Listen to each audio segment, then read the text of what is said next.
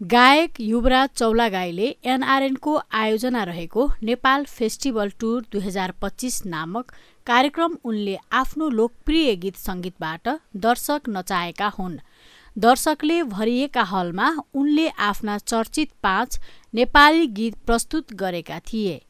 फिल्मी गीत तिम्रा डोला डोला हातमा आफ्नो प्रस्तुति सुरु गरेका उनले टुङ्गनाको धुनमा तिमीलाई के भनौं, अरू तिम्रो माया हुँदै, शिरफुले माया गाउँदै साङ्गीतिक प्रस्तुति दिएका थिए। अस्ट्रेलियाको विभिन्न ठाउँमा आयोजना भएको नेपाल फेस्टिभल टुर 2025 का लागि केही अगाडि अस्ट्रेलिया पुगेका उनले तास्मानिया कार्यक्रम अगाडि 88 स्टेज कमन ओल्ड पार्क क्यानबेरामा पनि साङ्गीतिक प्रस्तुति दिएका थिए। उनको अर्को कार्यक्रम आगामी आइतबार ब्रिस्बेनमा आयोजना हुनेछ। त्यसपछि पनि अस्ट्रेलियाको केही स्थानमा नेपाली नयाँ वर्षको अवसर पारेर आयोजना हुने कार्यक्रममा उनी सहभागी हुनेछन्।